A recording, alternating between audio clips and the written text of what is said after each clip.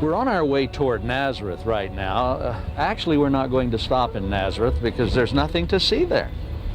Never has been much of anything to see there, except when Jesus was there. But who would have known at that point?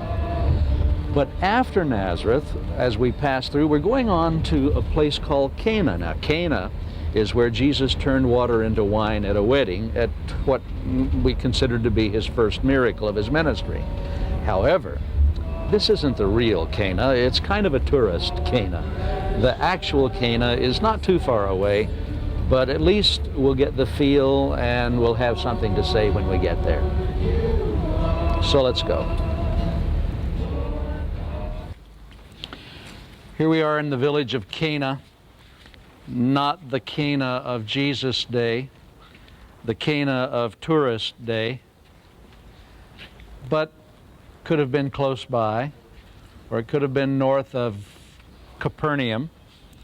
But nonetheless, we're here in the courtyard of a church built to commemorate the moment. So let me read you about the moment. John chapter 2.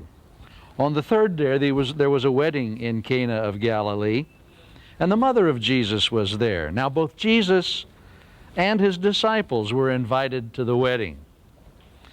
And when they ran out of wine, the mother of Jesus said to him, "They have no wine."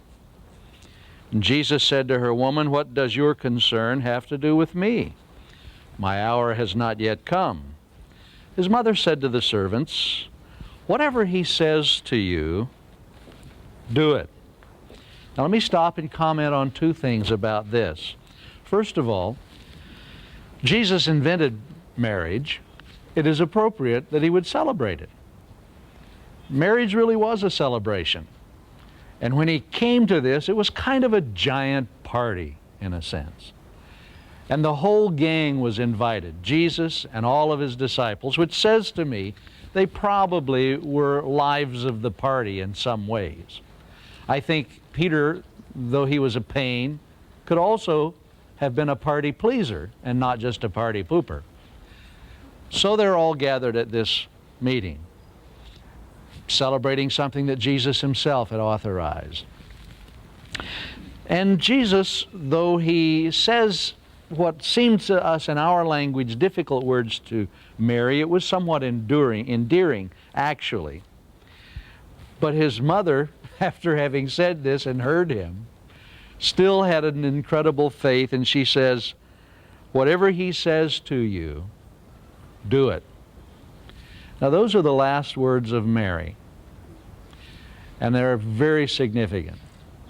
The last words of Mary were, "Whatever Jesus says do it." Now if anyone tells you, "We have heard from Mary," or "Mary has spoken," ask them, what did she say? If she said, "Whatever Jesus says to do it," then it might have some authority to it. If it says anything else, you probably shouldn't bother believing it. Now there were set there 6 water pots of stone, according to the manner of purification of the Jews, containing 20 or 30 gallons apiece, good size. Jesus said to them, "Fill the water pots with water," and they filled them up to the brim.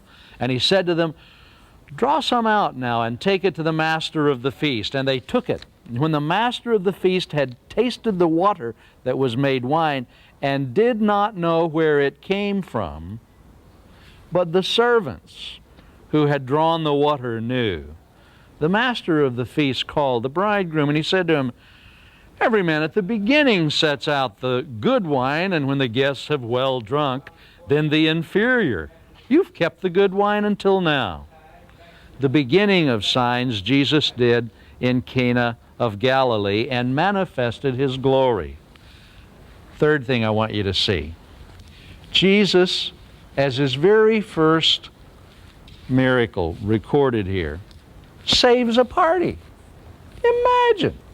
You would think it would be more significant, unless indeed the celebration of our life in him is the kind of thing he wants us to continue. And so he saves a party and he saves a celebration.